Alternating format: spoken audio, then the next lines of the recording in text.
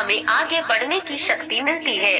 जो लोग मेहनती होते हैं वे लोग अपने मेहनत के बल पर सफलता प्राप्त कर लेते हैं। तो चलिए आज इस पोस्ट में आत्मविश्वास और मेहनत का फल बताने जा रहे हैं, जिनसे हमें मेहनत करने की प्रेरणा मिलती है। बहुत समय पहले की बात है, किसी शहर में एक कुशल चित्रकार रहता था। चित्रकार अच्छे अच्छे चित्रों को बनाने में निपुण था, जिससे वह अपनी कला अपने पुत्र को भी सिखाया, जिसके बाद दोनों चित्र बनाते और बाजारों में बेचते थे। उस समय पिता को अपने एक चित्र के बदले 2 रुपए मिलते थे, जबकि बेटे के बनाए हुए एक चित्र के बदले 1 रुपए मिलते थे।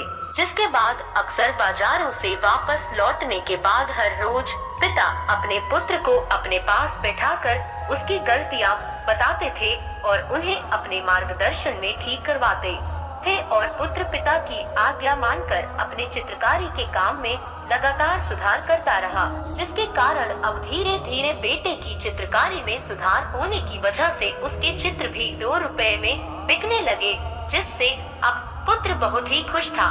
इसके बाद भी पिता अपने पुत्र की लगातार चित्रकारी में निकलने वाले दोष और गलतियों को बताता रहा, जिसके फलस्वरूप पुत्र के चित्रकारी में और निखार आता गया, जिसके कारण अब उसके प्रत्येक चित्र के बदले 5 रुपए मिलने लगे, जबकि उसके पिता के चित्र अब भी 2 रुपए में ही बिकते थे। इसके बाद भी उसके पिता ने अपने पुत्र की गलतियां बताने और उन्हें सुधारने का काम बंद नहीं किया, जिसके चलते एक दिन पुत्र ने झुंझलाकर अपने पिताजी से कहा, आप हमेशा मेरी चित्रकारी में गलतियां ही निकालते रहते हैं। अब तो मेरी कला भी आपसे अच्छी हो गई है, तभी तो मेरे बनाए चित्र 5 रुपए में, जबकि आपके चित्र अभी भी सिर्फ 2 रुपए में ही बिकते हैं। तो इस पर पिता ने अपने पुत्र को समझाते हुए कहा, बेटा, जब मैं तुम्हारी उम्र का था तो मुझे भी अपनी कला पर अति आत्मविश्वास और अभिमान हो गया था, जिसके चलते मुझे लगने लगा था कि मेरी ही कला सर्वश्रेष्ठ है, जिसके